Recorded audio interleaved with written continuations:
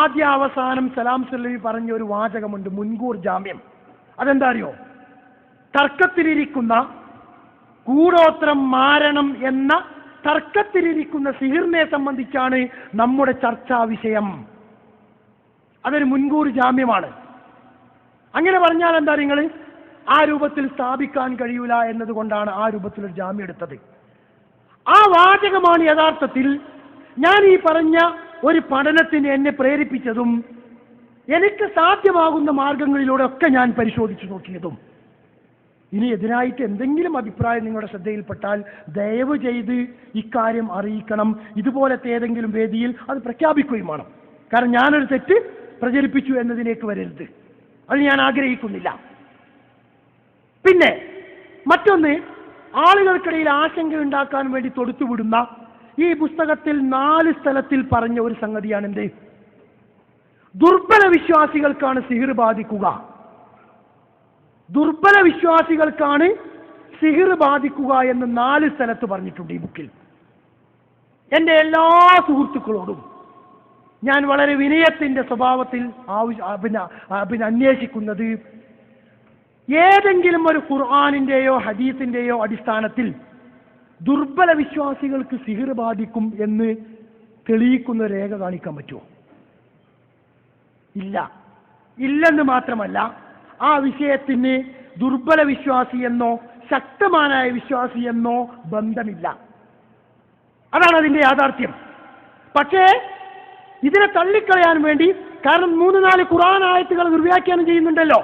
ഇല്ലാ ഇബാദക അൽ മുഖ്ലസീൻ എന്ന് പറയുന്ന അത്തരം ആയത്തുകളൊക്കെ സ്ഥാപിക്കണമെങ്കിൽ ഇഖ്ലാസ് ഇല്ലാത്തവരെ ഉള്ളൂ ഇത് ബാധിക്കുകയുള്ളൂ എന്ന് സ്ഥാപിക്കണം. അതുകൊണ്ട് ഞാൻ ആ വിഷയത്തിലേക്ക് പോകുന്നില്ല. എനിക്കത് പറയുകയാണെങ്കിൽ ഒരുപാട് പറയേണ്ടി വരും. ഞാൻ അതിലേക്ക് സംസാരിക്കുന്നില്ല.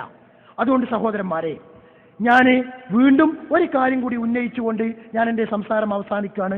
നിങ്ങൾക്ക് എന്തെങ്കിലും ഈ വിഷയവുമായി ബന്ധപ്പെട്ടുകൊണ്ട് ചോദിക്കാനുണ്ട് എങ്കിൽ ചോദിക്കാം. തീർച്ചയായിട്ടും എന്നാൽ കഴിയുന്ന മറുപടി നിങ്ങളിൽ നിന്ന് പ്രതീക്ഷിക്കാം. എനിക്ക് എൻ്റെ ബഹുമാന്യരായ മടവൂർ വിഭാഗത്തിലെ സഹോദരന്മാരോട്, എനിക്കെതിരെ ആക്ഷേപങ്ങളും നുണകളും പ്രചരിപ്പിക്കുന്ന സുഹൃത്തുക്കളോട് ആവശ്യപ്പെടാനുള്ളത്, നിങ്ങളുടെ നേതൃത്വത്തോടും ആ നേതൃത്വത്തിലിരിക്കുന്ന ആളുകൾ ഒറ്റയ്ക്കിരുന്ന് ചിന്തിക്കുക. 2008 ഈ രൂപത്തിലുള്ള ഒരു കത്ത് നാഷണൽ കമ്മിറ്റിയുടെ ലെറ്റർ ഹെഡിൽ തയ്യാറാക്കിക്കൊണ്ട് മാതൃസംഘടനയ്ക്ക് നമ്മൾ അയച്ചിട്ടുണ്ടോ? അയച്ചിട്ടുണ്ട് എങ്കിൽ ആ കത്തിൽ പറഞ്ഞ സംഗതികൾ എന്തൊക്കെ? അതുമായി ബന്ധപ്പെട്ടുകൊണ്ട് അതിനെ നിഷേധിക്കുന്ന ആളുകളോട് സഹോദരന്മാരെ, സ്നേഹത്തിന്റെ ബുദ്ധിയാൽ എനിക്ക് ചില കാര്യങ്ങൾ ചോദിക്കാണ്ട്.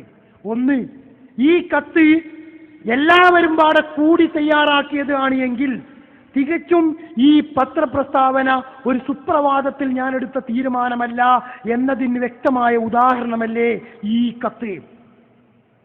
2, ഈ കത്തയച്ചത് 8/3/2008. ഞാൻ മടവൂർ ഗ്രൂപ്പ് വിട്ടതാവട്ടെ 15/2/2010. അപ്പോൾ ഇത് തമ്മിലുള്ള ഈ കാലദൈർഘ്യം, ഈ പ്രചരണം അസത്യമാണ് എന്നതിനുള്ള വ്യക്തമായ സൂചനയല്ലേ? 3, ഒരു വ്യക്തിയുടെ നിലപാടിനെയല്ല ഈ കത്തിലൂടെ അനാവരണം ചെയ്യുന്നത്. ഇതെന്റെ മാത്രം അഭിപ്രായമല്ല. ഈ കത്തിന്റെ പിന്നിൽ പേര് വെച്ച ആളുകളുണ്ട്. നാഷണൽ കമ്മിറ്റിയുടെ അക്കാലത്തെ ഭാരവാഹികളുണ്ട്, ദായിമാരുണ്ട്, പ്രധാന പ്രവർത്തകരുണ്ട്. അവരുടെ ഒക്കെ പിന്നെ നിലപാടിനെയാണ് അനാവരണം ചെയ്യുന്നത്. മറിച്ച് ആ അഭിപ്രായങ്ങൾ സംഘടനയുടെ അഭിപ്രായമായി മാറുന്നതിനെയാണ് അവിടെ അനാവരണം ചെയ്തത്. ഈ അഭിപ്രായങ്ങളൊക്കെ പ്രസ്ഥാനത്തിന്റെ അഭിപ്രായമായി വരുന്നതിനെയാണ് ചോദ്യം ചെയ്തത് ഈ കത്തിലൂടെ. 4, നാസർ സുലമി എന്ന ഇയാളോട് ഇക്കാര്യങ്ങളെ സംബന്ധിച്ച് നേരിട്ട് സംസാരിച്ചോ എന്ന ചോദ്യം അത് പറയേണ്ട ഒന്നാണ്. പല മടവൂർ വിഭാഗത്തിലെ സുഹൃത്തുക്കളും ആവർത്തിച്ച് ചോദിക്കുന്ന കാര്യങ്ങൾ, താങ്കൾ 10 കൊല്ലം ഈ സംഘടനയിൽ ഉണ്ടായില്ലേ? എടത്തനാട്ടുകരയും എടവണ്ണയും തമ്മിൽ എത്ര ദൂരമുണ്ട്? എന്നാൽ ഏതെങ്കിലും ഒരു പ്രാവശ്യം സലാം സുല്ലമിയോട് നേരിട്ട് പോയിട്ട് നിങ്ങൾ ഇത് ചോദിച്ചോ? ഇതിനെ സംബന്ധിച്ച് അന്വേഷിച്ചോ? ഈ പിന്നെ ഗുണകാംക്ഷി എന്ന സുഹൃത്ത് എത്രത്തോളം പറയുന്നുണ്ട് എന്ന് ചോദിച്ചാൽ, പിന്നെ ഇസ്ലാമിന്റെ മര്യാദ അതല്ലേ? ഈ രൂപത്തിൽ എന്തെങ്കിലും ഒരു സംശയം കണ്ടാൽ പിന്നെ നേരിട്ട് ചോദിക്കലല്ലേ ഇസ്ലാമിന്റെ മര്യാദ? ഒരാളിൽ ഒരു ചീത്ത സ്വഭാവം കണ്ടാൽ അയാളെ സ്വകാര്യമായി വിളിച്ച് ഉപദേശിക്കണം എന്നതാണല്ലോ ഇസ്ലാമിക മര്യാദ. ആ മര്യാദ ഈ സുഹൃത്ത് കാണിച്ചില്ല. ഈ സുഹൃത്ത് ഗുണകാംക്ഷി എന്ന പേരും വെച്ച് സ്വന്തം പേര് പോലും വെക്കാതെ, എനിക്ക് നേരിട്ട് ഇമെയിൽ പോലും അയക്കാതെ ഇമെയിലൂടെ വ്യാപകമായിട്ട് പ്രചരിപ്പിക്കുക ചെയ്തത്. എന്നിട്ട് ആ സുഹൃത്താണ് എന്നോട് പറയുന്നത് എന്ത്, ഒരാളിൽ ഒരു ചീത്ത കാര്യം കണ്ടാൽ അയാളെ സ്വകാര്യമായി വിളിച്ച് ഉപദേശിക്കണം എന്നാണല്ലോ ഇസ്ലാമിക മര്യാദ. സഹോദരന്മാരെ, ഈ ആരോപണം ഉന്നയിക്കുന്ന സുഹൃത്തുക്കളെ ഞാൻ ചോദിക്കട്ടെ, സ്വകാര്യമായിട്ട് പ്രചരിപ്പിക്കുന്ന ഒന്നാണോ ഈ പുസ്തകം? സ്വകാര്യമായി പ്രചരിപ്പിക്കുന്ന ഒന്നാണോ ഈ പുസ്തകം? അങ്ങനെയെങ്കിൽ ഇസ്ലാമിക മര്യാദ സ്വകാര്യമായി സലാം സുല്ലമിയോട് ചോദിക്കൽ തന്നെയാണ്. എന്നാൽ അങ്ങനെയല്ലല്ലോ. ഇത് സലാം സുല്ലമി സ്വന്തമായിട്ട് പ്രസിദ്ധീകരിച്ച ബുക്കാണോ? അങ്ങനെയുമല്ല. നമ്മുടെ പ്രസിദ്ധീകരണാലയം അഥവാ ആ വിഭാഗത്തിന്റെ യുവത പ്രസിദ്ധീകരിക്കുകയും ബഹുമാന്യനായ CP അവതാരിക എഴുതുകയും ചെയ്ത ഈ പുസ്തകം സമ്മേളന നഗരികളിലും ബുക്ക് സ്റ്റാളുകളിലും വ്യാപകമായി വിതരണം ചെയ്തുകൊണ്ട് പ്രചരിപ്പിക്കുമ്പോൾ ഇതിനെ സംബന്ധിച്ചുള്ള അബദ്ധങ്ങൾ പറയേണ്ടത് സ്വകാര്യമായിട്ടാണ് എന്നത് എന്ത് മാനദണ്ഡത്തിന്റെ അടിസ്ഥാനത്തിലാണ് സുഹൃത്തുക്കളെ അങ്ങനെ ചിന്തിക്കുന്നത്? 2, ഈ മാനദണ്ഡം വെച്ചുകൊണ്ട് ഇസ്ലാമിക ദഅവത്ത് കഴിഞ്ഞ കാലങ്ങളിൽ പോട്ടെ വരും കാലങ്ങളെങ്കിലും നടത്താൻ നിങ്ങൾ തയ്യാറുണ്ടോ? അഥവാ പ്രബോധന രംഗത്ത് എതിരാളികളോട് പ്രതിരോധിക്കുമ്പോൾ അത് സുന്നികളാവട്ടെ, ജമാഅത്തുകാരാവട്ടെ, നിങ്ങളുടെ ഭാഷയിൽ KNMകാരാവട്ടെ, ആരുമാവട്ടെ, അവരോട് നിങ്ങളൊരു വിഷയത്തിൽ സംവദിക്കുമ്പോൾ ആ സംവദിക്കുന്ന വ്യക്തിയോടോ അല്ലെങ്കിൽ ആ സംവദിക്കുന്ന വിഷയം പ്രസിദ്ധീകരിച്ച പ്രസിദ്ധീകരണാലയത്തോടോ സ്വകാര്യമായി പോയി സംസാരിച്ച് അവരുടെ അഭിപ്രായം അറിഞ്ഞതിന് ശേഷമേ പൊതുവേദിയിൽ നിങ്ങൾ പ്രസംഗിക്കുകയുള്ളൂ എന്ന് തീരുമാനമെടുക്കാൻ സാധിക്കുമോ? ഇനി അങ്ങനെ ഒരു മാനദണ്ഡം ഇസ്ലാമിലുണ്ടോ? അപ്പൊ പിന്നെ എന്തിനാണിത്? പിന്നെ എന്തിനാണ് ഇങ്ങനെ പ്രചരിപ്പിക്കുന്നത്? അതാണ് ഞാൻ കൃത്യമായി പറയുന്നത്. ഈ വാർത്ത എങ്ങാനും പ്രചരിച്ച് ഈ കാര്യങ്ങളെക്കുറിച്ച് ഒരു പുനർവിചിന്തനം നടത്തി ഒന്ന് പഠനം നടത്തിയാൽ, ബഹുമാന്യനായ എൻ്റെ സുഹൃത്ത് അഷ്റഫ് മരുദ റിയാദിൽ വെച്ച് നടത്തിയ വിശദീകരണ യോഗത്തിൽ പറഞ്ഞു, ഞാനിത് പറയാൻ കാരണം ഇനിയൊരു സുല്ലമി നമുക്കിടയിൽ ഉണ്ടാകരുത് എന്നതുകൊണ്ടാണ്. ആ ഭയപ്പാടാണ്. ഇനിയും ഒരു സുല്ലമി അക്കൂട്ടത്തിൽ ഉണ്ടാകുമോ എന്ന ഭയപ്പാടാണ് ഈ രൂപത്തിലുള്ള പ്രചരണത്തിന് സഹോദരന്മാരെ നിങ്ങളെ പ്രേരിപ്പിക്കുന്നത് എങ്കിൽ പരലോകത്തെ പേടിച്ചുകൊള്ളുക, പരലോകത്തെ ഭയപ്പെട്ടുകൊള്ളുക. അപ്പോൾ ഈ രൂപത്തിലുള്ള പ്രചരണമാണ് നടത്തുന്നത്. 5-ാമത്തെ ഈ കത്തുമായിട്ട് വന്ന് ഇത്തരം ഒരു കത്ത് ഒരു സുപ്രഭാതത്തിൽ തയ്യാറാക്കപ്പെടാൻ സാധ്യതയുണ്ടോ? അതും ഖുർആനും സുന്നത്തും പ്രമാണമാണെന്ന് പ്രഖ്യാപിക്കുന്ന ഒരു സംഘടനയുടെ പോഷക ഘടകമായ നാഷണൽ കമ്മിറ്റിയിൽ നിന്ന് ഇതൊരു വ്യക്തി തയ്യാറാക്കുന്നതല്ല. അപ്പൊ അതുകൊണ്ട് തന്നെ എന്തുകൊണ്ട് ഇങ്ങനെ കത്ത് തയ്യാറാക്കി എന്നതിനെ കുറിച്ച് ഓരോ സുഹൃത്തും സ്വന്തം നേതൃത്വത്തോട് അന്വേഷിക്കുക, എന്നിട്ട് പഠിക്കുക. എന്നതിന് ശേഷം ഞാൻ എടുത്ത തീരുമാനത്തിലെ ന്യായാന്യായത്തെ സംബന്ധിച്ച് നിങ്ങൾ തൂക്കിക്കണക്കാക്കുക. 6, ഈ കത്ത് ഞാൻ എൻ്റെ സ്വന്തം പേരിൽ അയച്ചതാണോ? ഒരിക്കലുമല്ലല്ലോ. 7, അതല്ല, കാര്യങ്ങൾ വ്യക്തമായി ബോധ്യപ്പെടാതെ എൻ്റെ പ്രേരണയ്ക്ക് വശംവദേറായതാണോ ഈ നാഷണൽ കമ്മിറ്റിയിലെ ഭാരവാഹികളും ദായിമാരുമൊക്കെ ഞാൻ പറഞ്ഞതിൻ്റെ അടിസ്ഥാനത്തിൽ മാത്രം തയ്യാറാക്കിയതാണോ? ഒരിക്കലും അങ്ങനെ തയ്യാറാക്കപ്പെടുകയില്ലല്ലോ. 8, ഈ കത്ത് തയ്യാറാക്കുന്നതിലും പരിശോധിക്കുന്നതിലും പങ്കാളികളായ നാഷണൽ കമ്മിറ്റി ചെയർമാൻ, ഉപദേശക സമിതി ചെയർമാൻ, ദായിമാർ, പ്രധാന ഭാരവാഹികൾ എന്നിവർ അതിൽ പറഞ്ഞ കാര്യങ്ങൾ അംഗീകരിച്ചതിന് ശേഷമല്ലേ അത് മാതൃസംഘടനയ്ക്ക് എത്തിച്ചു കൊടുത്തത്. ഇതിൽ പറഞ്ഞ കാര്യങ്ങളൊക്കെ ഒരെതിരഭിപ്രായവുമില്ലാതെ അംഗീകരിച്ചതിന് ശേഷമാണ് ആ കത്ത് മാതൃസംഘടനയ്ക്ക് എത്തിച്ചത്. ഒരു കാര്യം കൂടി ഞാൻ സൂചിപ്പിക്കട്ടെ.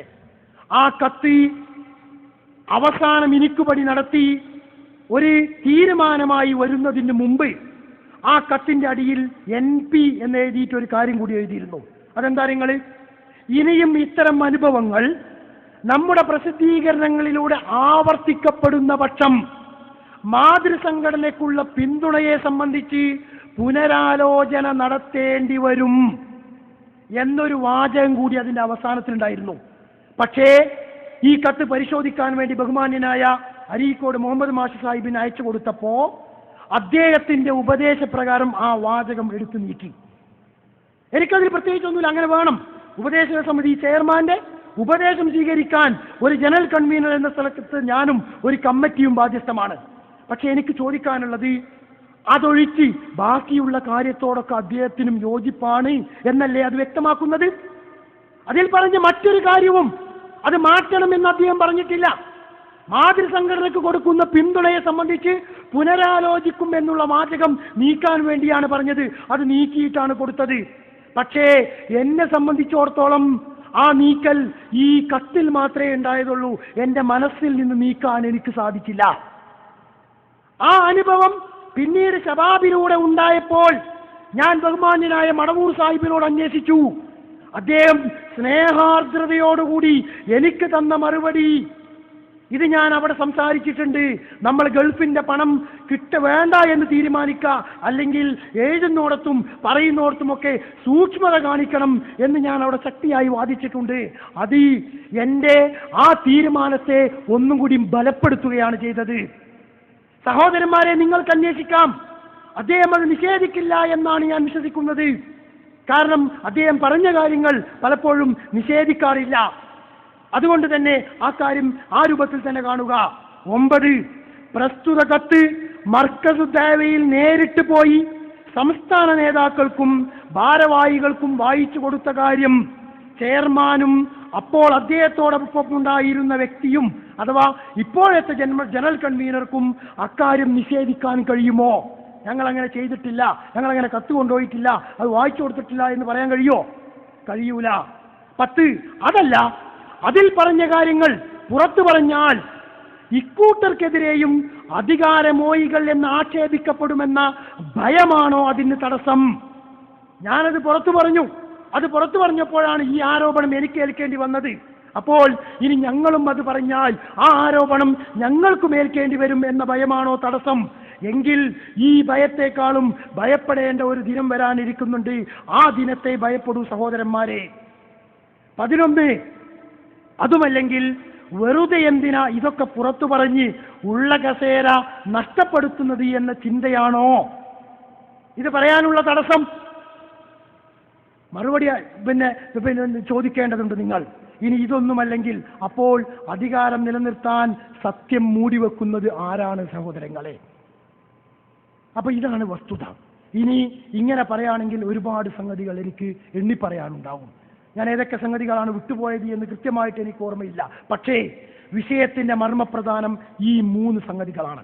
ഒന്ന്, ബഹുമാന്യനായ മടവൂർ സാഹിബിന്റെ ആ വാചകം, അതൊരു മുജാഹിദ് പ്രവർത്തകന് ആദർശവാദിയായി അംഗീകരിക്കുന്ന ഏത് ഭാഗത്ത് നിൽക്കുന്ന പ്രവർത്തകനാണെങ്കിലും അത് സ്വീകരിക്കുക സാധ്യമല്ല. 2, ഈ രൂപത്തിലൊരു കത്ത് സംസ്ഥാന സമിതിക്ക് അയച്ചു കൊടുത്തത് ഏതൊരു വികാരത്തിന്റെ അടിസ്ഥാനത്തിലാണോ ആ വികാരത്തിന്റെ അടിസ്ഥാനത്തിൽ കാര്യങ്ങളെ മുൻകൂട്ടി കാണുവാൻ എന്റെ സഹോദരങ്ങൾ വിശാല മനസ്സ് കാണിക്കേണ്ടതുണ്ട്. 3, ഇസ്ലാമിന്റെ പ്രമാണങ്ങൾ അംഗീകരിക്കുവാൻ സ്വന്തം ബുദ്ധിയും അനുഭവജ്ഞാനവുമാണ് ഇസ്ലാം മാനദണ്ഡമായി സ്വീകരിക്കേണ്ടത് എങ്കിൽ സഹോദരന്മാരെ, അത് ഇസ്ലാമിനെ ഉള്ളി തോല് പൊളിച്ച അവസ്ഥയിലേക്ക് എത്തിക്കുന്നതിലേക്കായിരിക്കും നയിക്കുക. ഇനി ആ വാദത്തിൽ നിന്ന് പോലും ഒരു പ്രവർത്തകൻ സ്വന്തം സംഘടനയിൽ നിന്ന് പോകില്ല എന്ന് ഉറപ്പ് തന്നാൽ ഈ ബുക്ക് പിൻവലിക്കാമെന്നാണ് പറയുന്നതെങ്കിൽ പ്രമാണങ്ങളോടും ഗ്രന്ഥങ്ങളോടും മതപ്രബോധനത്തോടും ഇവർക്കുള്ള ഉത്തരവാദിത്വം എത്രത്തോളം ഉണ്ട്? ഒറ്റയ്ക്കിരുന്ന് ചിന്തിക്കുക. ആ ചിന്തിച്ചതിന് ശേഷം മറുപടി പറയുക. ഈ കാര്യങ്ങളൊക്കെ ചിന്തിച്ച് പഠിച്ച് ഒറ്റയ്ക്കിരുന്ന് ആലോചിക്കുമ്പോൾ, കേൾക്കുകയും ഏറ്റവും നല്ലതായി സ്വീകരിക്കുകയും ചെയ്യുമ്പോൾ എനിക്കറിയാം ആ ഭാഗത്ത് നിൽക്കുന്ന എൻ്റെ ഒരുപാട് സുഹൃത്തുക്കൾ, ആ സുഹൃത്തുക്കളുടെ മനസ്സിൽ ഞാൻ ഈ പറഞ്ഞ ആശയങ്ങളൊക്കെ ഉണ്ട്. അവർക്കതിനെക്കുറിച്ചറിയാം, അവർക്കതൊക്കെ മനസ്സിലാക്കിയിട്ടുണ്ട്. അത് മനസ്സിലാക്കിയിട്ട് തന്നെയാണ് അവർ തുടരുന്നത്. പക്ഷേ അപ്പോഴും അവരുടെയൊക്കെ മനസ്സിന്റെ ഉള്ളിൽ നിൽക്കുന്ന ഒരു ചിന്തയുണ്ട്. ആ ചിന്ത എന്താണെന്നറിയാം സഹോദരന്മാരെ? ഈ കഴിഞ്ഞ ഒരു 10 പതിറ്റാണ്ട് കാലത്തിനിടയ്ക്ക് ഒരേ തൂവൽ പക്ഷികളെപ്പോലെ തൗഹീദി പ്രസ്ഥാനത്തിന്റെ ആദർശ പ്രചരണത്തിന് വേണ്ടി ഖുറാഫാത്തിനെതിരെയും